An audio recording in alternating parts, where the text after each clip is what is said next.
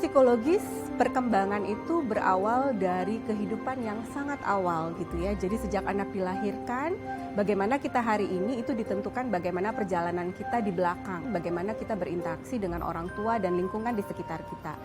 Jadi kalau anak mendapatkan kekerasan di awal kehidupannya, di kemudian hari biasanya anak menyimpan luka batin dalam perjalanan kehidupannya.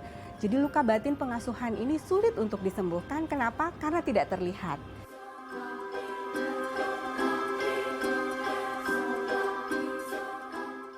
Halo pemirsa DAI TV, saya Eka Ervika, psikolog anak dari Kota Medan.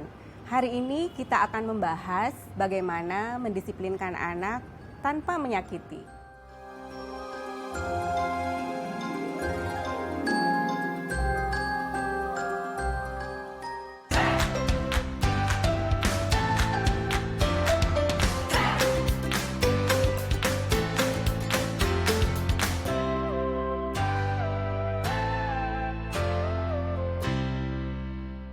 Sebenarnya apa sih yang dimaksud dengan kekerasan?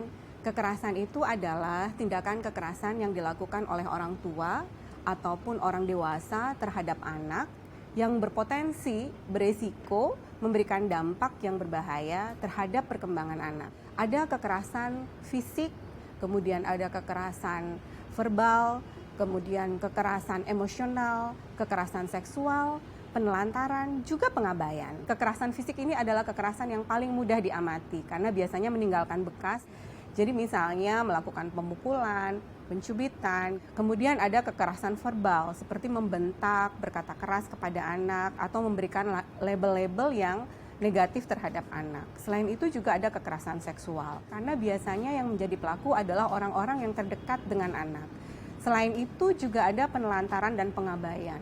Nah, penelantaran dan pengabaian ini kadang tidak dianggap sebagai bentuk kekerasan, namun justru dampaknya luar biasa. Jadi orang tua yang tidak memenuhi kebutuhan anak, baik sandang, pangan maupun papan, itu juga menjadi kategori kekerasan. Kenapa? Karena tentu saja perkembangan anak dapat menjadi tidak maksimal karena penelantaran dan pengabaian itu.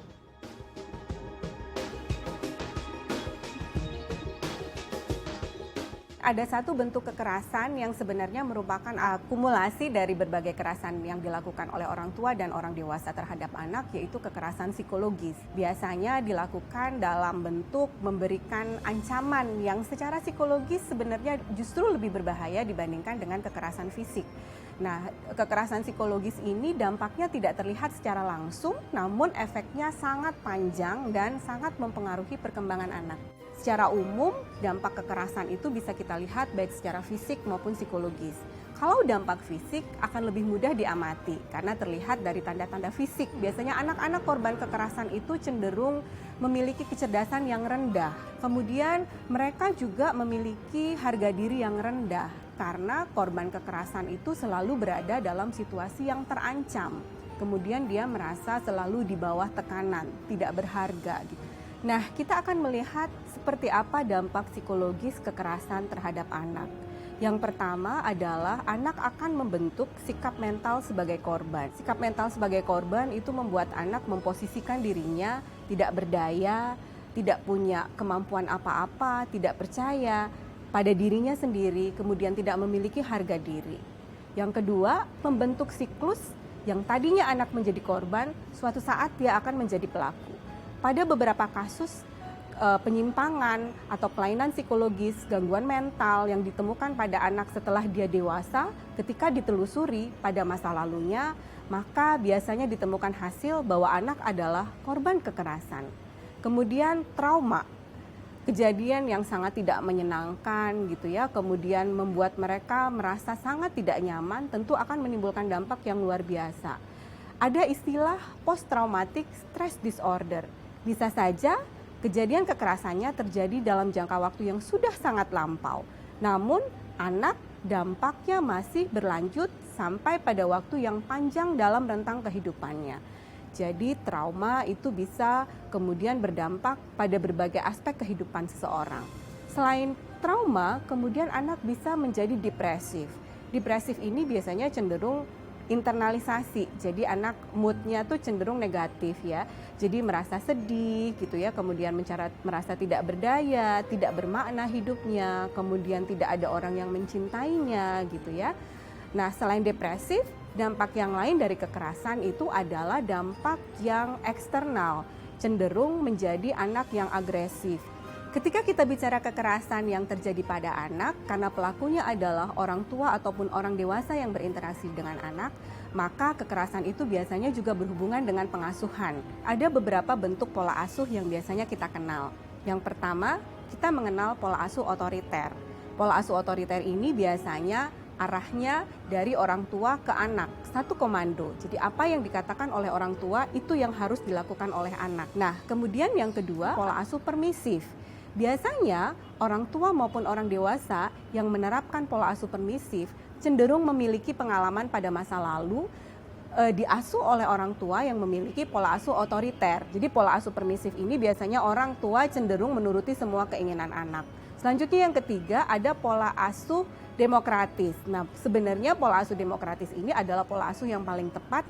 Ada interaksi dua arah, baik orang tua maupun anak. Nah, yang keempat, pola asuh yang uninvolved atau tidak terlibat gitu. Jadi orang tua tidak melakukan kontrol, membebaskan anak melakukan segala sesuatu itu bukan karena sayang, tapi cenderung memang karena mereka tidak mau tahu terhadap kepentingan anaknya.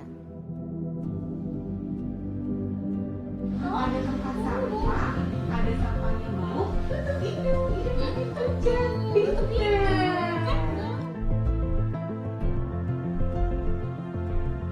Nah, selanjutnya pertanyaannya adalah apakah kekerasan itu merupakan metode untuk mendisiplinkan anak? Sebagian besar orang tua, orang dewasa, apakah itu guru, kemudian pendamping anak menganggap bahwa satu-satunya cara untuk membuat anak bisa disiplin adalah dengan kekerasan.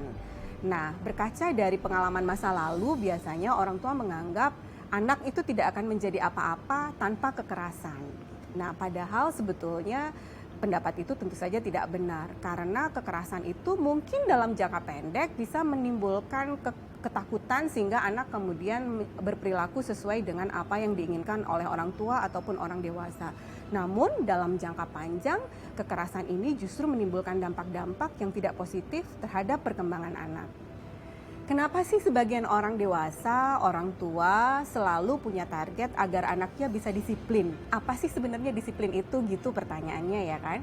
Nah, disiplin adalah sebuah metode untuk membuat anak bisa membentuk karakter, kemudian mampu belajar untuk melakukan kontrol diri agar dapat berperilaku sesuai dengan nilai atau aturan yang berlaku di masyarakat.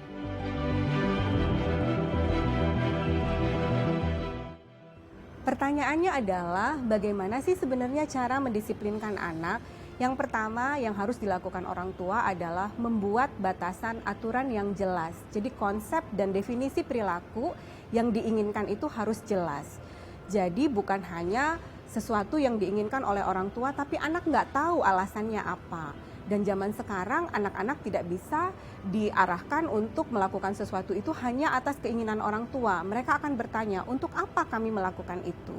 Jadi batasan konsepnya harus jelas. Kemudian yang kedua, konsekuensi dari perilaku yang diterapkan itu seperti apa juga harus jelas. Jadi konsekuensi tentu saja jika anak dapat berperilaku sesuai dengan aturan, dia akan mendapatkan konsekuensi yang positif. Sebaliknya, jika anak tidak dapat melakukan sesuatu sesuai dengan aturan yang disepakati, maka dia akan mendapatkan konsekuensi yang negatif, gitu ya. Yang ketiga, konsistensi. Kemudian juga harus konsekuen, gitu ya. Jadi, misalnya dalam satu keluarga ada lebih dari satu anak, gitu ya. Jadi, apa yang berlaku untuk anak pertama itu juga diberlakukan untuk anak lain. Selanjutnya, untuk menumbuhkan kedisiplinan, orang tua harus menjadi contoh gitu ya. Jadi seringkali anak merasa bahwa tuntutan untuk melakukan sesuatu itu hanya diberikan kepada anak, namun orang tua tidak melakukan gitu ya. Misalnya dalam agama Islam, untuk yang Muslim, ketika pada pagi hari anak harus melaksanakan sholat subuh misalnya, tapi anak melihat ayahnya belum bangun, ibunya belum bangun gitu. Jadi anak tidak mendapatkan contoh atau figur yang tepat dalam melaksanakan sebuah aturan gitu ya.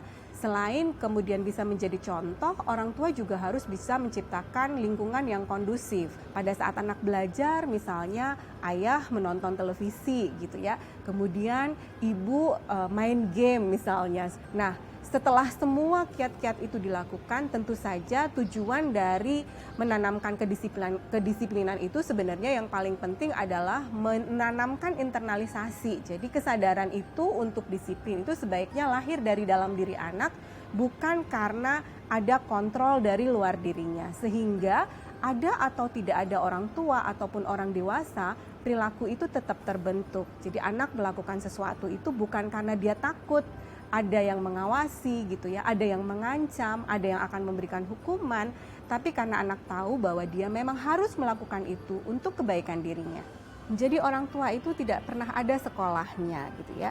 Menjadi orang tua itu adalah proses panjang dalam rentang kehidupan kita bersama anak gitu ya.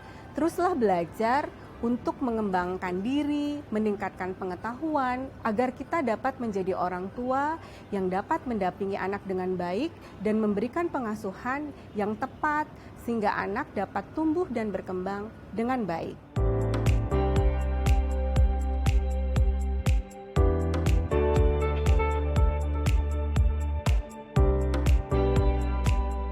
Nah, itu tadi adalah hal-hal yang harus kita perhatikan dalam mendisiplinkan anak tanpa menyakiti. Semoga apa yang saya sampaikan memberikan manfaat. Teruslah belajar dan sebarkan kebaikan. Sampai jumpa.